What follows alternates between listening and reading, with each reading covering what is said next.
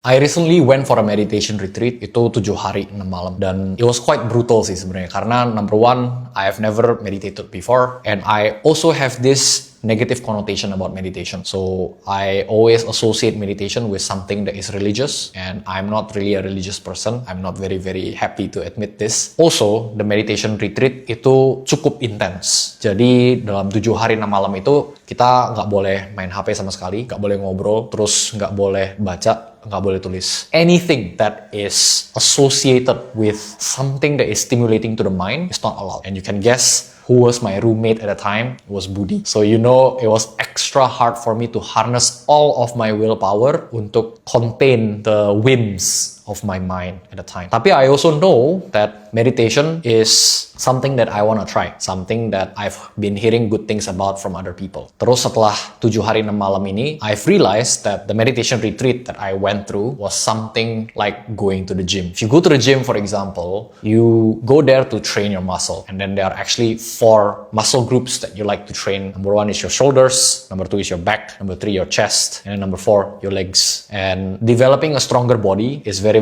similar to developing a strong mind. You know, there are 4 components that you can develop if you want to have a stronger mind as well. In this case, meditation is a very good tool to develop your stronger mind. And I will talk about these 4 components in a bit as well. And I would also like to make the extension that when you have these 4 components in your mind, you can also use this to become a better long-term investor. So the first component adalah concentration. So when you have concentration, you would become more attuned to your meditation practice. Biasanya ketika lagi meditasi, what you need to do adalah focus on your breathing. Inhale, exhale, inhale, exhale. Tapi obviously when you meditate, you would also inadvertently think of other things that is happening around your body. For example, how beautiful the birds are chirping in your background. Atau enggak, your body is itchy. So you feel those sensations as well. And when you feel those things outside of your breathing, you want to bring your mind back towards your breathing and get focused. And here's the thing, it's very similar to investing. When you want to understand a company, misalnya lagi due diligence company A, kayak gitu. It's very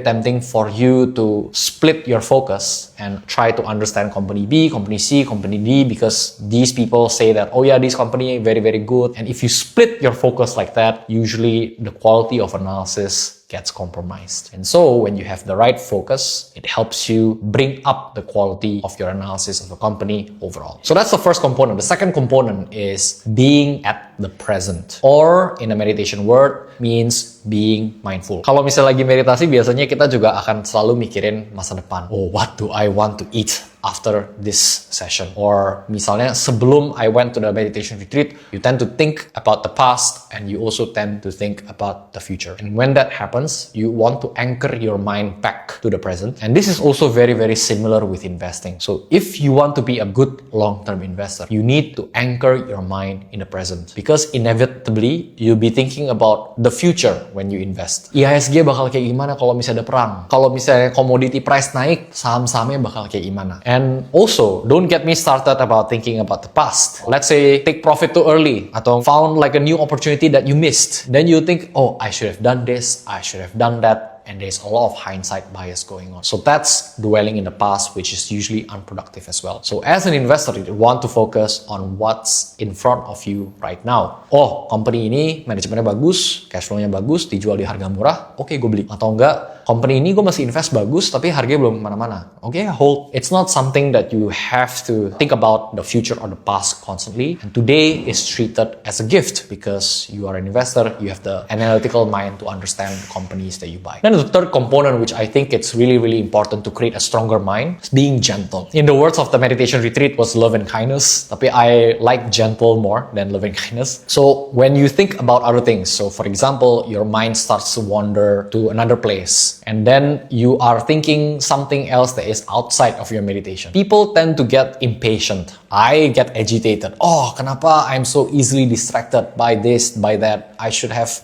become more focused when I do meditation. However, I've come to realize that these feelings of agitation or attachment to how the meditation session is supposed to go is often counterproductive. So what you want to do, instead of labeling or judging yourself that you are ADHD ADHD lah, nggak bisa fokus lah. I now think of my mind wandering to places as an opportunity for me to be gentle and bring it back. Like as a training opportunity for me to be gentle about myself, observe it and bring it back to the present moment, to my breath. When I reframe that agitation towards gentleness, I find that the meditation experience, that the mind becomes a lot stronger in terms of being able to tame it and then being able to understand it better. So when you start being curious, when you are gentle about yourself, biasanya malah jadi counterintuitively more tame your mind. And this is the same thing as investments as well. Because sometimes we like to say that kalau misalnya harganya saham turun besok atau enggak, ternyata ada opportunity yang kita miss. Usually we tend to view that as an evidence that we are foolish investors. Lu goblok, lu nggak nemu opportunity-nya, ini harganya turun gimana sih? But sometimes it's also very, very useful for us to understand that the things that happen outside of our control as investors are a given. They are actually a training opportunity for us to understand that we can be gentle of our methodology, we can be gentle of ourselves, and return back to the focus, the concentration, and the mindfulness, being at the present. That to me is really important, so that we can be more patient and so that we can have more clarity as to what is actually happening, instead of being clouded with agitation, with a lot of frustration surrounding our investments, and then we ended up making impulsive decisions that can often lead to not so optimal results. So, and then the fourth component that makes up a strong mind, which is the last muscle group,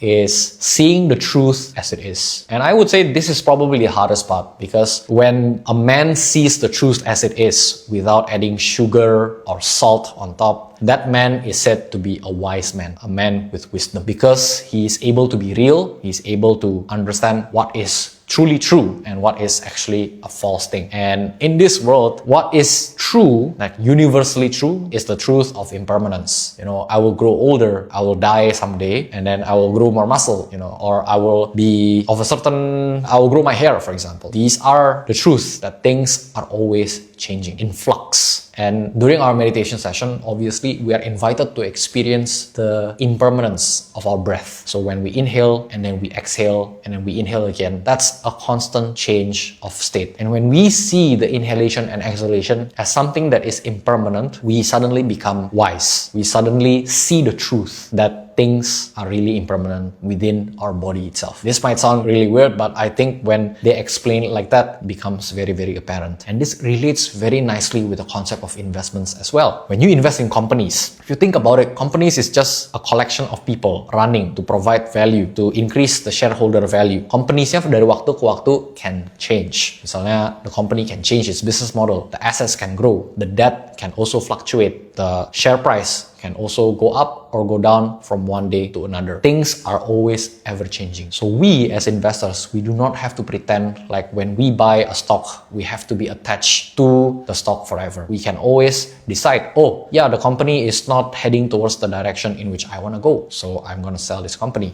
Atau the company is actually doing something that is really great, so I might want to add more position. So seeing that truth in of itself as it is something that is going to be useful as an investor, because you know that the companies that you invest in changes over time. And when you develop that as an investor, you become a wiser investor. So in a nutshell, there are 4 core components in a meditation that makes up a stronger mind: concentration, mindfulness, loving kindness or gentleness, and wisdom. These 4 things make up a strong mind, and you use meditation as a tool to make yourself be a strong person with a stronger mind. And coincidentally or not coincidentally, it also helps you become a better long-term investor, which I think is a very, very useful message for people who are already invested or who want to get started investing, and anyone really who wants to improve their life to have a stronger mind. So hopefully this message from me helps. Cheers.